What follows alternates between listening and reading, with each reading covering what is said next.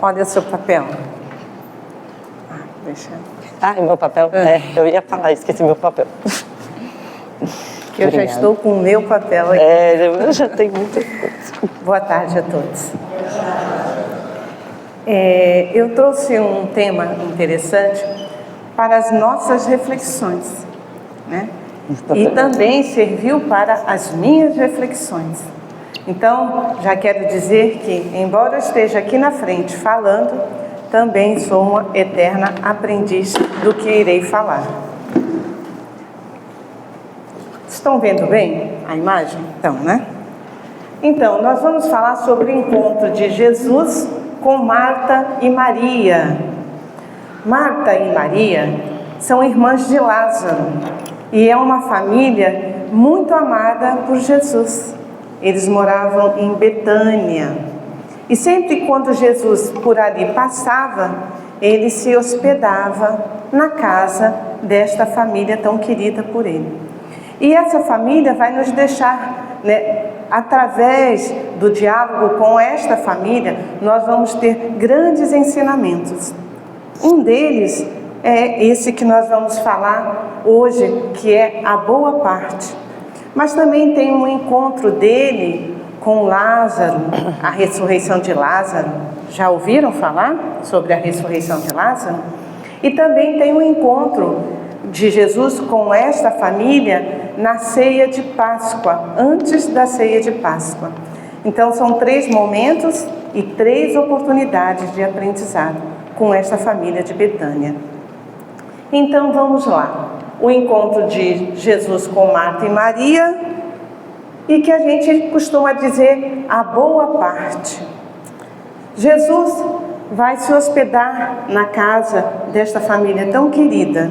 E quando lá ele chega, junto com seus apóstolos, porque o Cristo nunca andava sozinho, né? Sempre tinha aqueles que estavam lá junto com o Mestre. E quando lá ele chega, ele se coloca e logo se reúne uma multidão para ouvir a sua mensagem. Todos, ou a maioria, que estava caminhando com ele, aproveitavam desta oportunidade. Ao Mestre a serenar-se e sentar-se, todos sentavam ao lado para saber o que ele trazia de novo para os corações aflitos de todos aqueles. E na casa de Marta e Maria não foi diferente. Marta era a irmã mais velha. Então as mulheres naquela época tinham a obrigação de cuidar do lar. Era a tarefa das mulheres. Isso na época do Cristo. Tanto é que elas não estudavam, não saíam para fora de casa. Sua tarefa era cuidar da casa. E Maria, sendo a mais velha, era a que tinha mais responsabilidade em relação às tarefas da casa. Marta, por ser a mais velha, era a mais responsável. Então Jesus, sentado junto à família, encontra-se aqui Maria se assenta ao lado do Cristo e ali então começa a observar. Marta, preocupada nos afazeres domésticos, ela era que cuidava da casa, tinha que ver se estava tudo certo, né? Então vamos começar no diálogo. Marta, porém, estava muito ocupada com muito serviço e, aproximando-se dele, perguntou: Senhor, não te imponhas que minha irmã tenha me deixado sozinha com o serviço? Dizei-lhe que me ajude.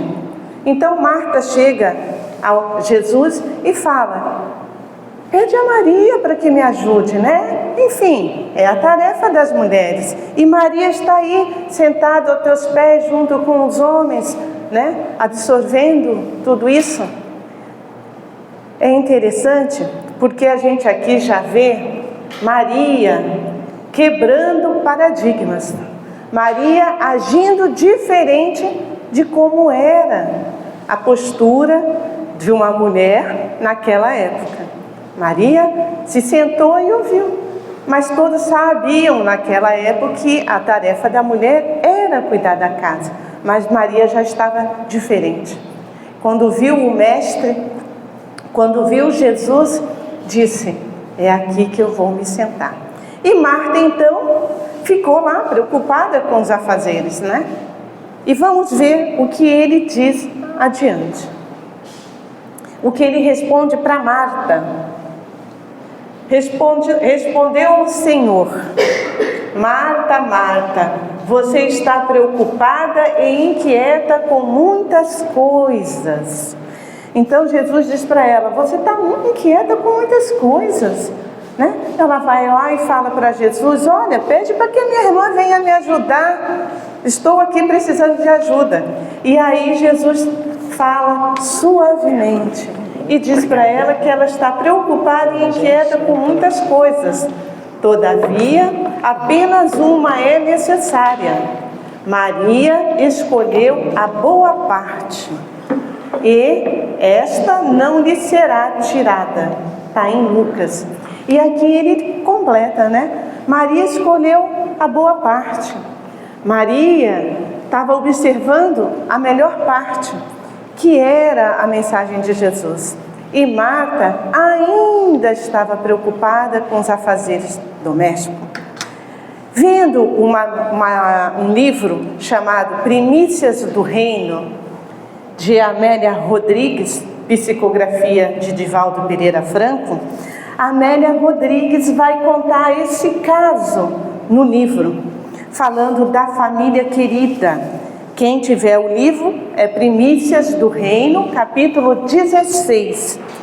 E Amélia Rodrigues vai citar algumas coisas. O ano era 29, na época do Cristo. E Jesus amava essa família, né?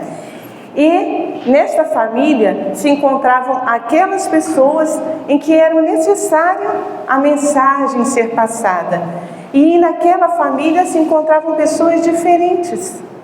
Marta e Maria, a mesma família com posturas diferentes, né? Então, Amélia Rodrigues disse assim: quando Jesus se aproximava da família de Betânia, um mensageiro foi até a casa informar que Jesus estava vindo. E que era normal, quando o Cristo estava andando, ele sempre dizia a um: vai e avisa que a tal dia estaremos lá. Para quê? Para que prepare, né, a casa ou faça os afazeres necessários. Então Jesus pressupõe que tenha mandado um mensageiro avisar Marta que ele estava chegando, né? Então daria tempo de Marta cuidar dos afazeres domésticos. Avisou com antecedência. E aí então Amélia Rodrigues vai dizendo: por isso Jesus disse que a Marta estava preocupada em excesso com os afazeres domésticos, porque indo os mensageiros avisar, já é de se esperar que a casa estava pronta. Então já era de se esperar que ela poderia sentar-se ao pé de Jesus, como Maria, e ali escutar a boa nova. E é aí que a gente começa a tecer o caminho.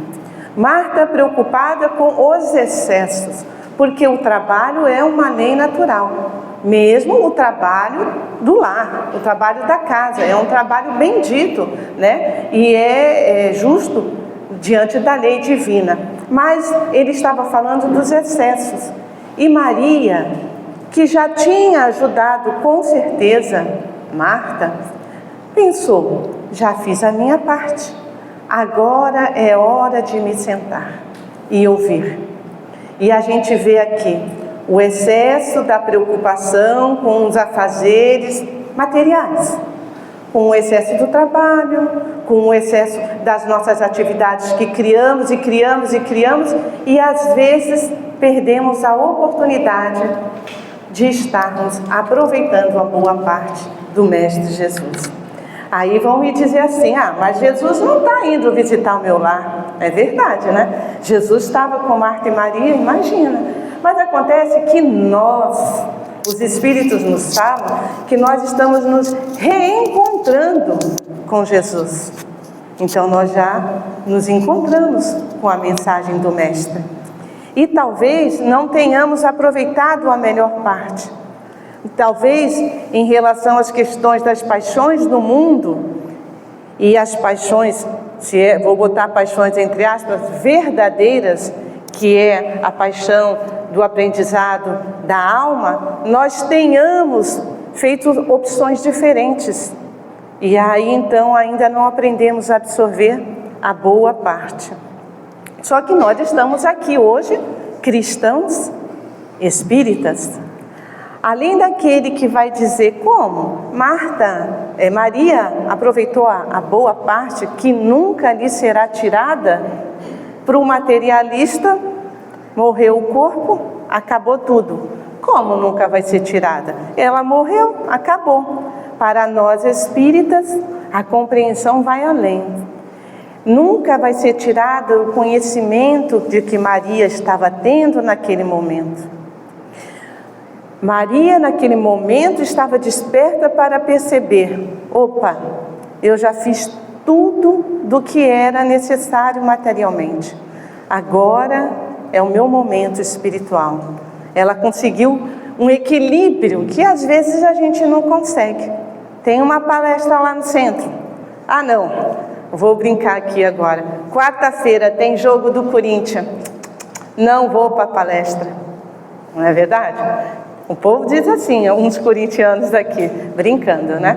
Então, às vezes, a gente perde a oportunidade por causa das nossas paixões em excesso da questão material. E nós já nos encontramos com Cristo. A partir do momento em que também fazemos a opção de estar aqui, é porque nós cremos nesse Mestre Jesus. E estar aberto e pronto para aproveitar a boa nova é fortalecer a nossa fé, a nossa confiança, a nossa esperança. Porque diante das dificuldades materiais, vamos botar assim, somos nós, espíritos, que vamos aguentar o tranco. A matéria pode até dar uma sacudida, mas se a alma está firme, ela passa pela dificuldade mais serena, com mais confiança. E quero aproveitar aqui para dizer que o nosso amigo Divaldo Pereira Franco, que há pouco tempo nós sabemos que estava com câncer e tratamento, dia 25 agora, ele voltou à palestra presencial. E ali ele relatou o caso dele. Quem quiser ver, é só procurar no YouTube. A palestra do dia 25/1.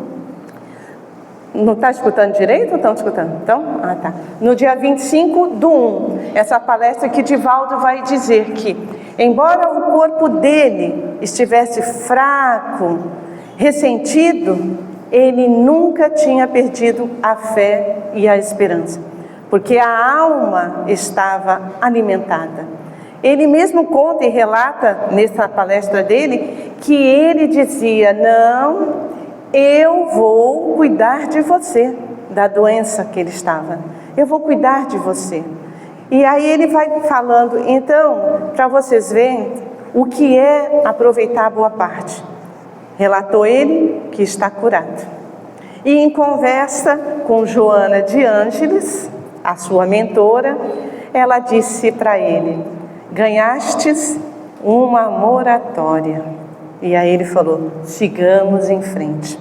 Então, o que é uma alma fortalecida e o que é, nós diante das nossas escolhas, que às vezes acabamos perdendo a oportunidade de aproveitar a boa nova, em detrimento das questões materiais que são as nossas paixões do mundo, e vou dizer outra vez, em excesso, porque o problema é o excesso.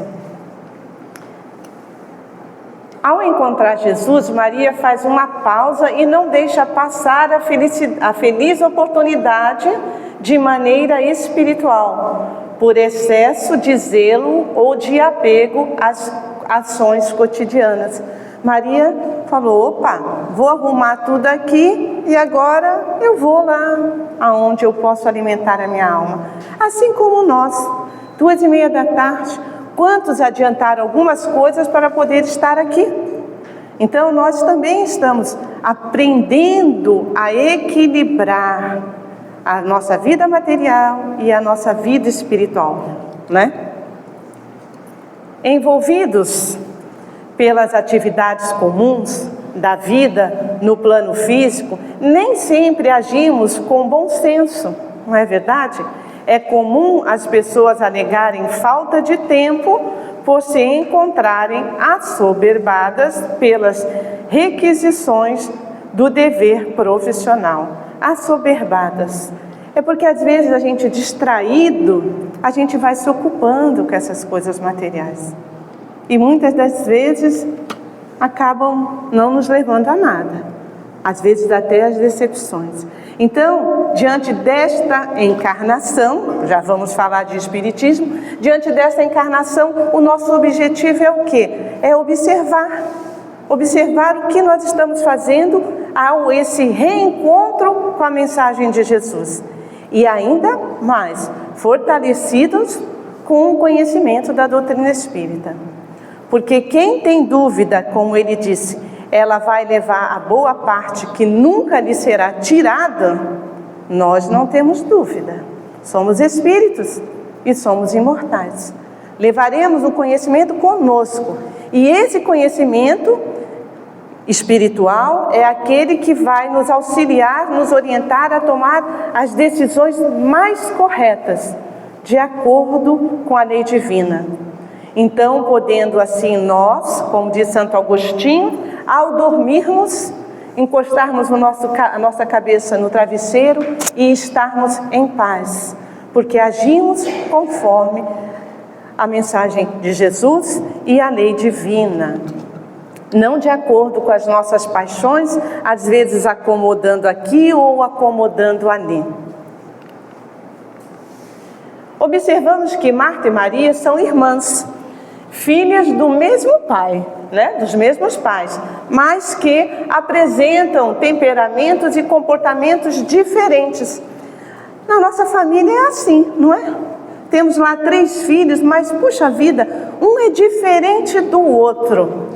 Um faz diferente do outro, um pensa diferente do outro, um age diferente do outro, e são filhos do mesmo pai.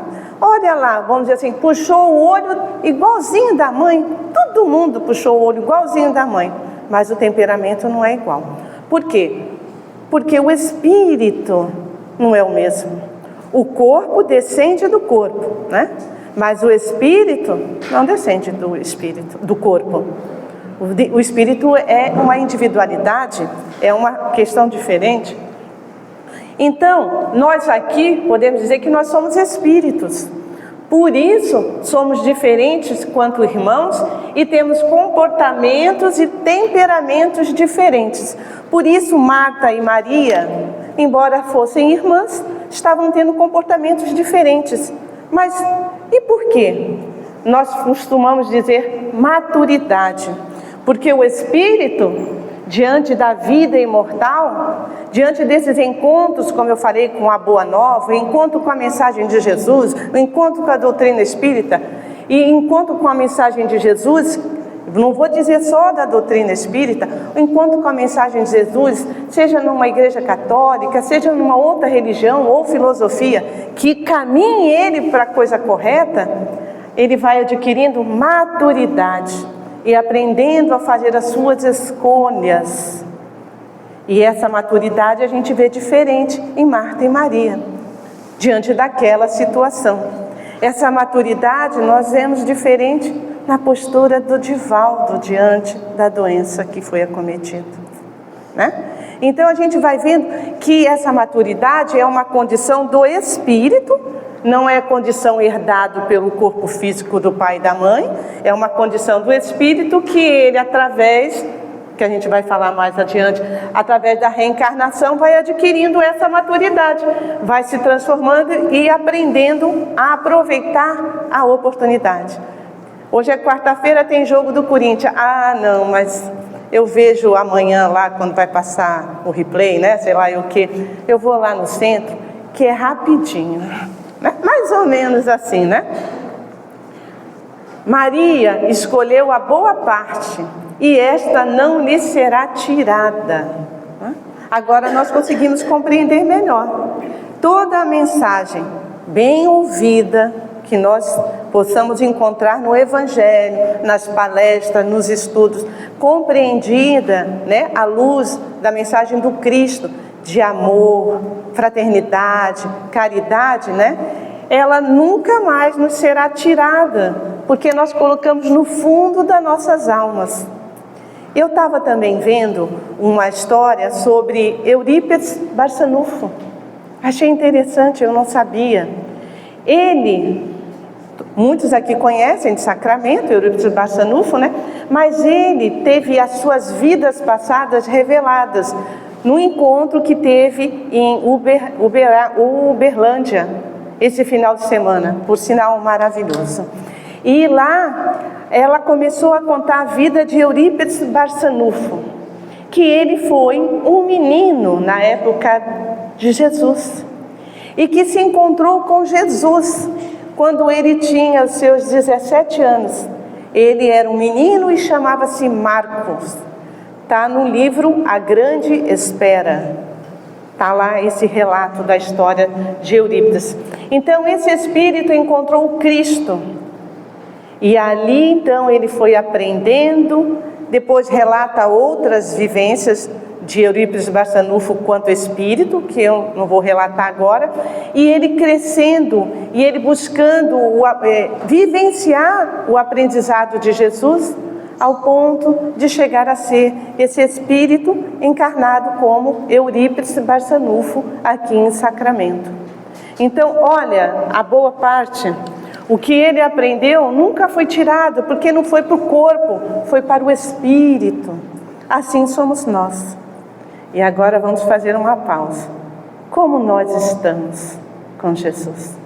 Começamos já a aplicar a boa nova, a mensagem dele em nossas vidas?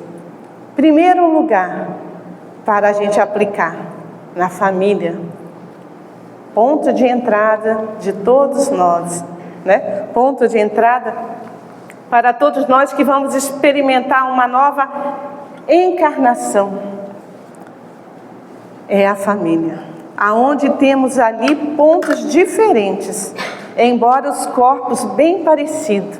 Puxou a mamãe, puxou o papai, postura diferente. Por quê? Porque são espíritos que ao longo da sua caminhada, como Eurípides Barçanufo, foram construindo o que são hoje. Alguns mais mansos, mais pacíficos, outros ainda mais irritados, ansiosos, né? São construções espirituais, mas que todos nós, através dessa reencarnação, e que nos dá a oportunidade da experiência para o progresso, porque uma lei divina também é o progresso. Todos nós vamos um dia alcançar, e eu vou dizer aqui, a posição de Jesus, dessa compreensão da lei divina, esse amor fraterno que o movimentava. Todos nós um dia vamos alcançar, todos nós, vivendo no planeta Terra ou em outros planetas, ou até no mundo espiritual. Nós um dia alcançaremos essa condição de entendimento e aí seremos mais felizes. É interessante isso, porque a nossa felicidade já vai ser independente de qualquer bem material. Independente de carro, de casa, de trabalho, de vamos dizer assim, esqueci o nome. Mesmo que eu não tenha assim, privilégios, mesmo que eu não tenha honrarias, não interessa. São questões materiais.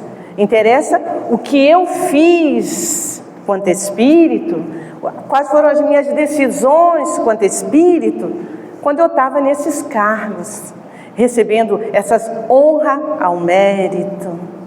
E qual foi a sua postura? Porque aqui pode ser flores, aqui é maravilhoso, é bom ser paparicado, é bom. Mas Lá no mundo espiritual não vai estar o povo me paparicando. Ele vai perguntar: o que trouxestes? Ah, eu trouxe isso. O material ficou. Como diz o povo, né? O caixão não tem gaveta, né? A gente só leva o que nós somos. Então, através dessas experiências, nós vamos progredindo intelectual e moralmente falando. Porque nós temos que ter as duas asas em equilíbrio, as duas asas. Não adianta eu ser uma pessoa super inteligente e com uma moral. O que eu vou fazer disso? Tem uma mensagem no livrozinho de Emmanuel, aqueles livros pequenos, se eu não me engano é Fonte Viva, e que ele fala sobre a ciência e o amor, né? A ciência constrói, mas só o amor permanece, né? E vai citar ali, ele vai contar sobre a dinamite, né? Quando foi criada e descoberta, vamos dizer assim, para criar túneis, e de repente estava sendo utilizada por uma coisa pior, para, né, matar e se aproveitar de outras nações assim. Então, o que adianta eu ter inteligência e usar a minha inteligência para isso? Qual é a moral da história, né? Nós temos que aprender isso. Ah, mas isso está longe de mim. Tá longe. Mas não está longe da nossa casa, tá? Não está longe da nossa casa. Não está longe do nosso emprego. Como é que a gente trata aquele que está do lado? Não está longe daquela pessoa que está na fila do banco comigo, que eu já posso fazer a minha boa parte. Pô, eu aprendi com Jesus. Eu também tenho que fazer. Eu tenho responsabilidade. Agora é questão de maturidade. Como nós estamos? Nós estamos ainda namorando com Jesus ou já estamos casados com a mensagem de Jesus para vivenciá-la? Não esqueçamos, tudo que é matéria passa. Somente o espírito permanece vivo. Nos dois lados, material e espiritual, só o espírito permanece. A felicidade depende de como o espírito encara a sua vida material, como vai encarar a sua vida espiritual e por restante ainda, né? Que somos imortais. O que queremos para nós? Então, diante dessa conversa hoje de Marta e Maria, que possamos nós termos essa maturidade, que diante das oportunidades que estamos sendo chamados a uma palestra, a uma mensagem no YouTube, no WhatsApp, uma mensagem de conforto, uma mensagem do Espírito, demoremos alguns minutos, façamos as nossas reflexões, porque veio para mim e o que eu posso usar para me fortalecer quanto espírito e seguir a caminhada, né? Porque é rapidinho, depois a gente aproveita os afazeres da vida, né? O trabalho, o caminhar na praia, a ida ao banco, depois a gente leva o futebol, depois a gente vai. Saibamos nós dividirmos. E outra coisa, finalizando aqui, não vamos ser nem como tanto Marta, também não precisamos ser nem tanto quanto Maria, mas saibamos ser. Olha que interessante, eu escutei também, uma pessoa disse que perguntaram à Madre Teresa de Calcutá: e aí, temos que ser como Marta ou temos que ser como Maria? Aí o outro falou assim: 50% Marta e 50% Maria, né? E tá bom. E ela respondeu: não, nós precisamos ser 100% Marta e 100% Maria. Nossa! Aí o amigo falou: então como é que nós vamos ser 200%, né? 100% dá, mas 200% não dá, né? E aí ela completou: nos nossos afazeres do trabalho, na nossa vida material, sejamos 100% Maria, com doçura, porque o trabalho é a nossa obrigação, né? Então, sejamos como Maria. Levamos a boa palavra, sejamos amigos, sejamos fraternos. E, quando chamados ao trabalho, como Maria, sejamos como Marta, aquele que não fica parado, sentado na cadeira e diz assim: Mestre, aqui estou, o que queres que eu faça? Sejamos essas duas amigas, né? Fazendo a nossa parte na sociedade e engrandecendo a nossa alma, o nosso espírito. Essa é a mensagem de reflexão para a tarde de hoje. Obrigada.